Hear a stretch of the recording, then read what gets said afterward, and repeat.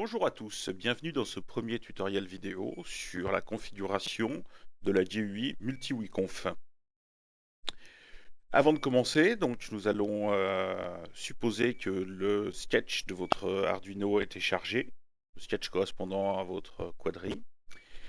Et donc celui-ci est pratiquement prêt à voler. Alors je dis pratiquement puisque le but ici est de tester l'électronique. Donc il est essentiel de ne pas avoir d'hélice de montée sur le quadri. Et éventuellement, le raccordement des moteurs sur les ESC n'est pas, ou l'alimentation des ESC n'est pas non plus nécessaire. Nous allons commencer par voir les différentes parties de cette GUI. Donc ici nous avons la liste des ports COM qui peuvent être utilisés.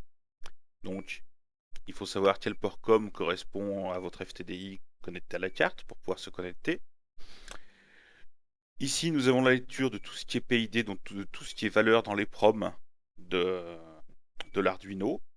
Les PID, le paramétrage de la voix haute, le RCRET, l'EXPO, les boutons pour calibrer le magnétomètre, bon ici nous n'avons pas l'accéléro, et pour écrire les valeurs dans les PROM. Ici nous avons les capteurs qui sont présents, donc les capteurs présents seront en vert, absents seront en rouge, et leurs valeurs, savoir s'ils sont pris en compte pour les paramètres de vol, donc qui seront à off ou à on. La partie droite correspond aux valeurs des différentes voies de la radiocommande telles qu'ils sont reçues.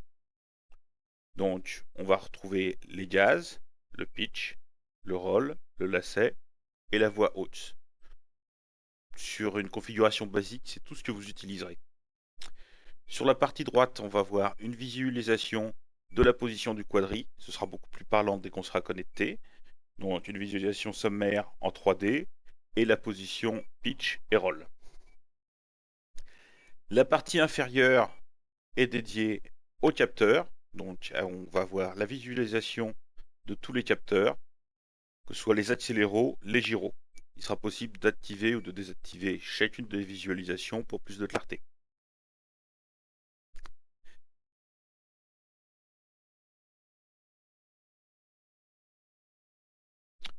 Donc nous allons pouvoir maintenant nous connecter. Donc chez moi c'est le port COM9. Je me connecte au FTDI. Je démarre la communication avec l'Arduino. J'ai donc maintenant une visualisation des différents capteurs, de la position de mon quadri, de sa position en pitch et roll, ainsi que les capteurs qui sont actuellement actifs. Donc ici on voit que c'est un accéléro, c'est pas le Nunchuk, hein, c'est un BMA 180 qui actuellement est en position active, donc pris en compte dans les paramètres de vol. On voit tout de suite que si je bouge mon quadri, donc on voit ici que je le bouge principalement sur l'axe roll, et on voit bien que effectivement c'est la courbe rouge là qui oscille de manière périodique, qui correspond au roll des accéléros, ainsi que la courbe jaune-verte pour les gyros sur l'axe roll. Je vais reposer mon quadri à peu près à plat. On peut maintenant lire les valeurs de l'EPROM avec le bouton Read. On va retrouver les PID qui sont rentrés dans l'EPROM de l'Arduino et le paramétrage de la voix haute, ce qui permet par exemple d'activer ou de désactiver certains capteurs ou certaines fonctions. Pour l'instant, on va se focaliser sur les capteurs lors des phases de vol. Donc, au démarrage, voilà, vous n'avez rien de coché, ce qui veut dire que tout est à faire. Admettons que vous vouliez, dans un premier temps, voler uniquement avec les gyros. Ça va être le cas à ce moment-là. Vous allez laisser sur la position basse aucun capteur de cocher. Ça veut dire que vous allez voler qu'avec les gyros. Si vous voulez par exemple voler après avec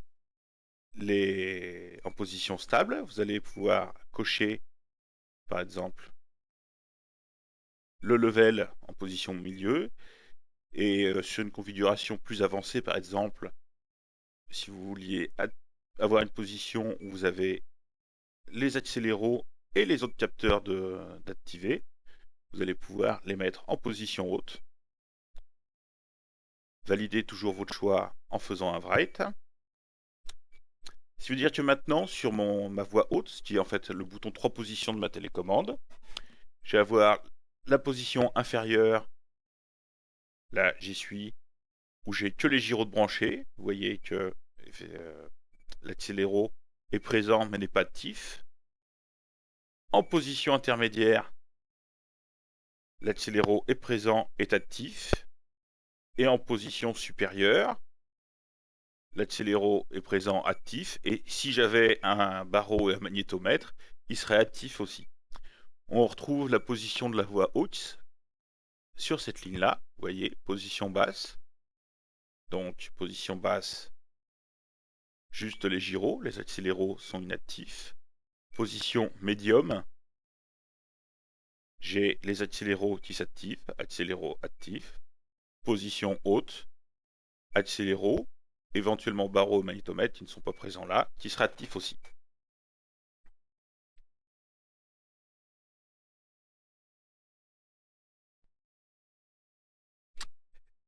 L'étape suivante va donc être de vérifier que le paramétrage de vos voies de télécommande est correct, que celles-ci sont correctement câblées. Donc pour ça, votre télécommande en main, vous allez pouvoir activer chacune des voies, ici les gaz. On voit que les gaz réagissent correctement. Puis le roll, on voit que le roll réagit correctement. Donc je pousse le manche à droite, la valeur augmente. Je pousse le manche à gauche, la valeur décroît. Même chose pour le pitch, je pousse vers l'avant, la valeur augmente. Je tire vers moi, la valeur descend. Pareil pour le lacet, je pousse vers la droite, la valeur augmente. Je pousse vers la gauche, la valeur descend. Si les voies correspondent, vous avez tout bon. Si les voies ne correspondent pas, vous avez certainement ou l'attribution des voies dans votre télécommande ou le câblage en dur entre le récepteur et la carte Arduino à modifier. Si les voies correspondent mais sont inversées, par exemple, là je tire vers moi le pitch et la valeur augmente, je le pousse vers l'avant, la valeur descend, c'est que la voie est inversée. Donc au niveau de votre télécommande, vous allez inverser la voie. Et en l'inversant, ça y est, je pousse vers l'avant, la valeur croît, je tire vers moi, la valeur descend. Donc vérifiez également la voie haute sur votre switch ou potentiomètre, je ne sais pas comment vous l'avez réglé, pour avoir vos 3 positions. Le test suivant va être de vérifier que vos manches au neutre, vos valeurs doivent être approximativement de 1500 sur chaque voie. Donc on voit là je suis à 1502, 1494, j'ai 6 points d'écart. C'est la limite, hein. On peut s'accorder une dizaine de points d'écart, mais ça va être globalement centré sur 1500. C'est la vérification des points neutres. Après il va falloir vérifier pour chaque valeur la valeur maximale et la valeur minimale. Donc celle-ci doit être de 1900 en valeur maximale et de 1100 en valeur minimale.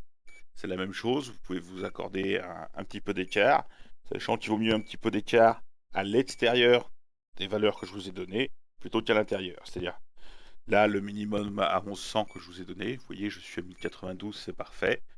Le maximum, je suis à 1905, c'est bien aussi. Donc, pour corriger ces valeurs-là, vous pouvez, à l'aide de votre télécommande, modifier les fins de course.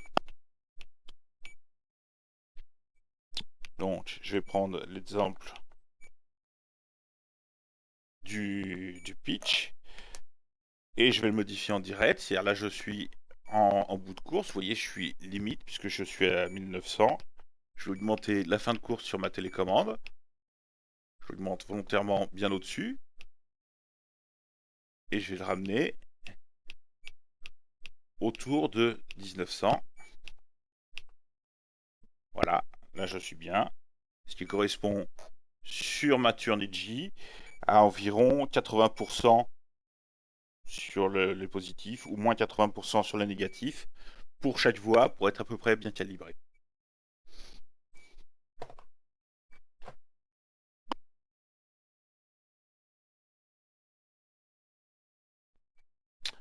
Donc pour résumer à ce niveau, on a vu à quoi servaient les différentes fonctions ou différentes fenêtres de la GUI.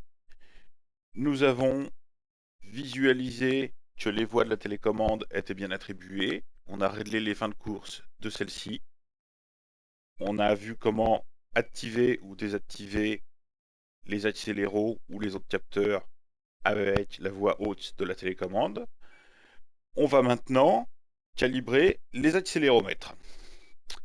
Donc on va positionner le quad de manière à ce qu'il soit de niveau et le plus stable possible sur un support. Vous inquiétez pas si pour l'instant sur la GUI, malgré que votre quad soit de niveau, celui-ci apparaît de travers. On voit bien là que par exemple le roll penche un peu à droite. Assurez-vous avec un petit niveau à bulle qui soit de niveau sur les deux axes, un petit niveau à bulle tout rond que vous trouverez en magasin de bricolage. Et une fois que c'est fait, vous allez pouvoir actionner le calibrate accéléromètre. Voilà. Donc on voit bien que les courbes ont été calibrées. On retrouve une valeur qui est pratiquement nulle sur les accéléros au niveau roll et pitch. Bien sûr, si vous touchez à rien, 0 sur les gyros. Et sur le Z, vous allez trouver une valeur qui est de 512 puisque j'ai un BMA 180, c'est une valeur normale. Vous allez retrouver une valeur qui est plus de l'ordre de 200-250 de mémoire si vous utilisez un nunchuk. On voit bien maintenant que c'est calibré. Quand je fais osciller mon quad, une visualisation correcte sur l'axe du roll ici, et sur la 3D, et sur les capteurs qui correspondent. Voilà, je vais poser celui-ci.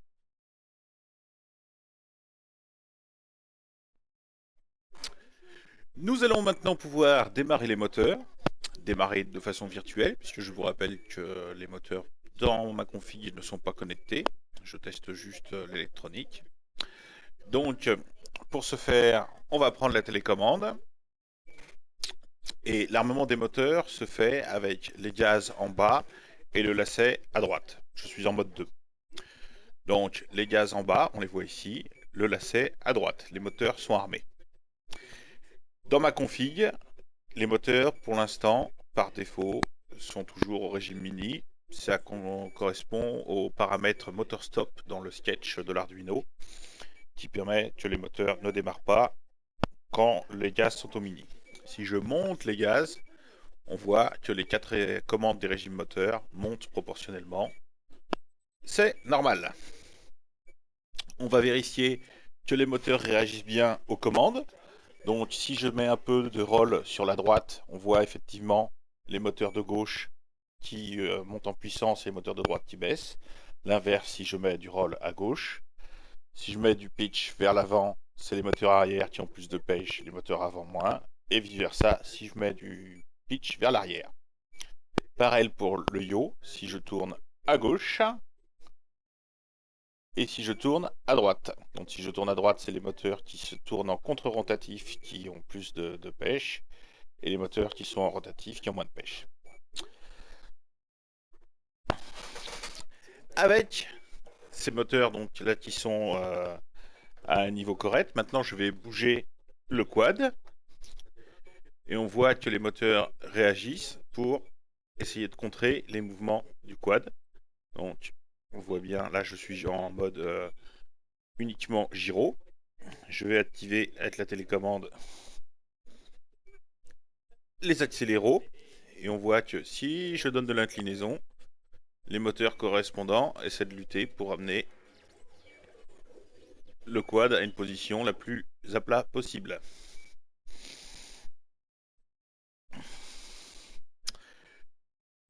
Voilà, nous avons fait à peu près le tour des réglages de la MultiWii Conf. Il reste maintenant à faire les derniers tests avant de décoller. Donc l'initialisation des gyros, le décollage et éventuellement un peu de trim. Tout ça se fera sur le terrain avec la télécommande. Bon, c'est bien d'avoir un PC portable pour jeter un œil sur les paramètres, voire de corriger les PID au départ. Mais on fera ça lors d'un prochain tuto sur le terrain. À bientôt et merci de m'avoir suivi.